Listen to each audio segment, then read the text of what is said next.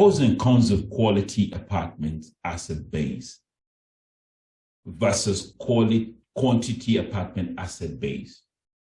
I know you can talk more on that. Quality versus quantity. What are the pros and cons? Yeah, well, we're not going to be the biggest buyers out there. We're not going to pay the highest price. We're not, when we talk about our goals, we don't talk about getting $1 billion of assets under management. We will get there, but it's about quality. So I'd rather do 4 really good deals a year than 12 mediocre deals. That'll pay off for investors, and we'd rather have focused time. We're not trying to have the most units under our name or the biggest dollar signs. That's not what we're about. We could do very well for investors and very well for ourselves if we just focus on let's say 4 to 6 assets a year that are high quality. We don't need to have 100 people working for us or 200 people working for us. That's not what we're about. And so our time is focused on the amount of deals we have and just the managing of deals as well, versus like I said, if we had 12, 15, 20 deals, we're not a sausage factory. We're trying to do really good work. Awesome. And that quality obviously trumps quantity. But some people would rather say, okay, let's do the quantity. Now, you talked about your investors. How is that translated in terms of satisfaction when it comes to your investors? Absolutely. Our investors know that we're focused on quality versus quantity. And so we haven't done a deal in 7 months. I'd love to do a deal. We've been underwriting tons of deals, but we are 10, 15% under what the seller is willing to sell it for. And so we'll just remain patient, and our investors keep coming back each time, and they bring a friend because they know they're going to get quality. We've always delivered.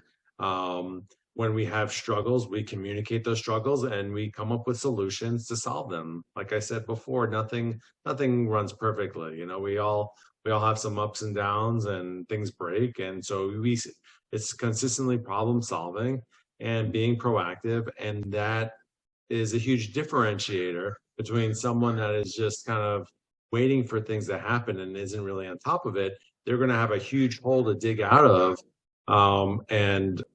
They're not going to be able to get the extra returns that we're able to get for our investors because we're in the work. Awesome. It's invariably important to really bring that satisfaction to investors, because practically everything is interwoven. Talking about managing the apartments, also to making the yields that you typically promise investors, and that's very important. I can imagine that.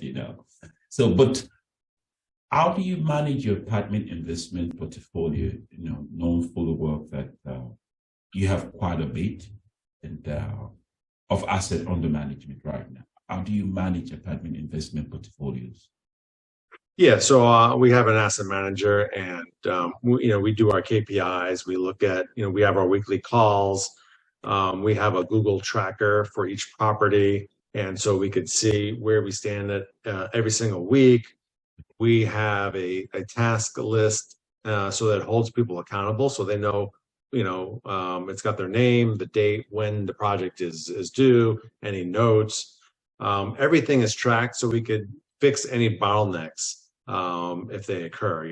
Why is it taking 6 weeks to get a unit renovated? That should not happen. So where's the bottleneck? Did we order the kit weeks before that apartment unit became available?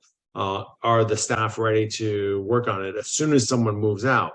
We're constantly monitoring, breaking everything down to make better decisions on our properties. And so I have someone that handles it on a day-to-day basis, and then I'll attend the weekly meetings.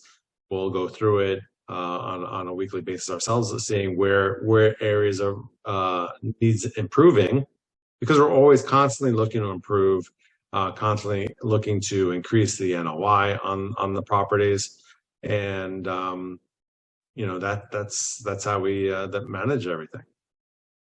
Awesome. It's imperative to really focus on the management of the asset, because practically that's what actually produces the cash flow, as well as ultimately accumulates the appreciation.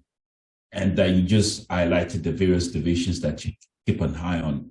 You as the leader, how important is it when it comes to leadership in managing all of this? How important is it for a leader to just do the right thing? How important? It's incredibly important. One, I have to set expectations from day one for my staff, for the property management team, because if you don't set expectations, no one knows what they're shooting for. So we set really high expectations, and then we empower all of my team on site, in the office, to have ownership thinking. I don't want any of my team to punch in and punch out. It's not 9 to 5. I want them to go that extra mile. And when they know that their decisions and input matter, they'll do that. They'll go, they'll make extra efforts to make sure everything is running right from an operations standpoint, from an on-site standpoint. So I'm constantly visiting my properties on a consistent basis and thanking this team and showing appreciation, because they're doing the hard work on a consistent basis. And property management can be a bit of a thankless job. You only get the complaints, you don't necessarily get the thanks. And so keeping that in mind, is really, really important.